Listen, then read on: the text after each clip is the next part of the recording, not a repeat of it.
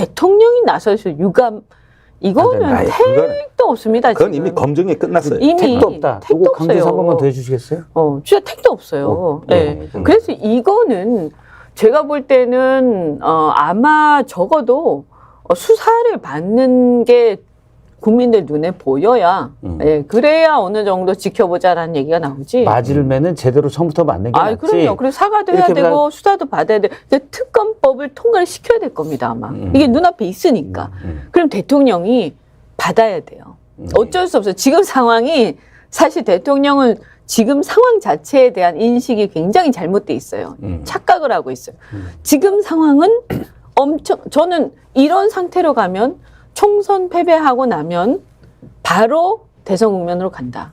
예. 그게 바로 김대중 주필이 강조한 칼럼이에요. 지금 상황이 그렇게 돼가고 있는데. 그래서 얘기를 한 건데, 자, 제가 보기에는 이게 심리적 저항선이 워낙 강해서 우리야 상식으로 얘기하지만 그분들은 그런 상황이 아니에요. 그러면은 일단은 지금부터 이 사람들이라고 해가지고 총선 걱정 안 하냐.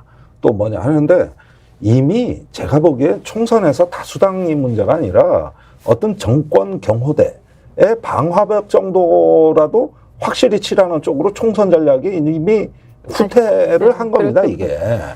그런 사이에 이제 국민의힘에서 탈당자가 서서히 이제 원외 중심으로 나오고 있지만은 이런 상황에서 이제 당내 통제가 안 되는 상황.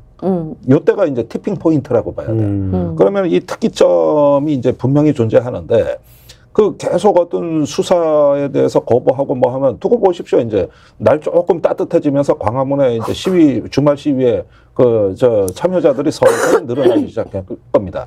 그게 2016년 10월 상황이에요.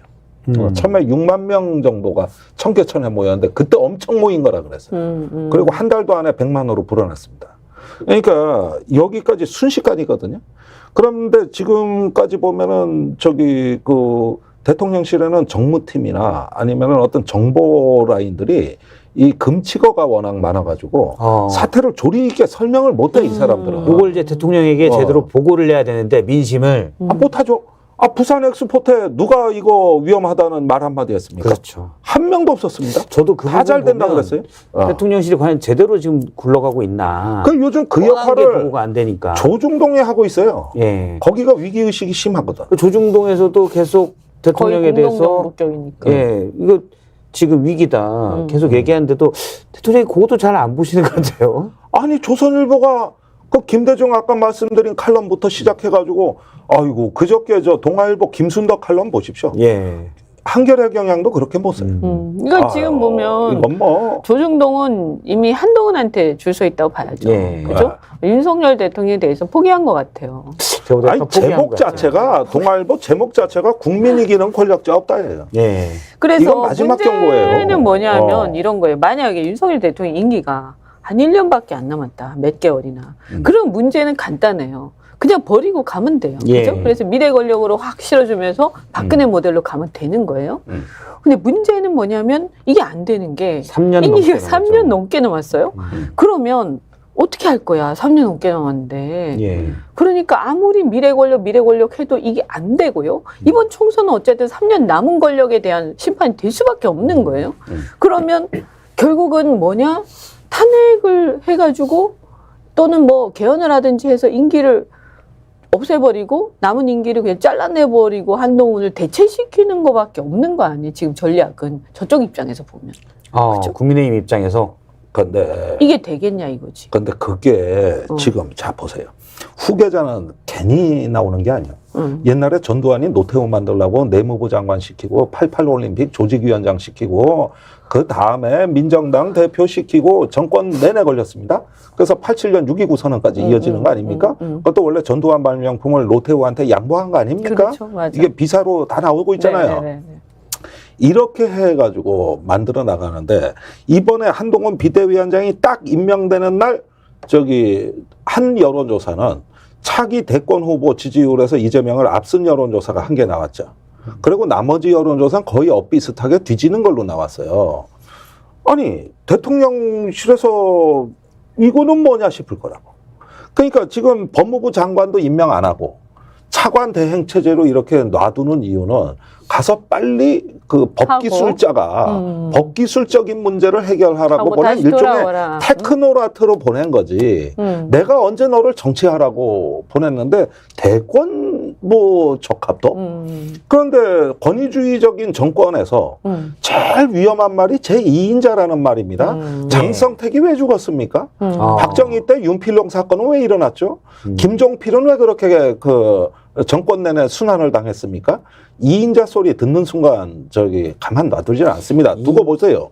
앞으로 한동훈의 순환사는 지금이 시작인 거예요. 이렇게 해가지고 처음부터 2인자의 그 가능성을 본 순간 그걸 위협이라고 받아들였고 맞아. 그렇다면 가만 놔두지 않습니다. 절대로. 절대로 가만 놔두지 않아요. 캐비닛이 어제 열리겠네.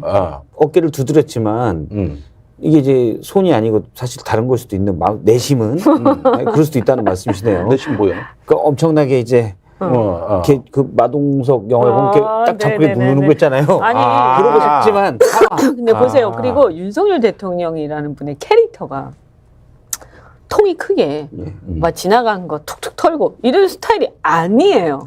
원래 그럴 그런 줄 거라고 알았는데 생각들을 했지만 테리 따봉 알고 사건에서 보니까 야 이거 엄청난 뒤끝 장렬하는 사람이구나 그런 거 아니에요? 그러니까.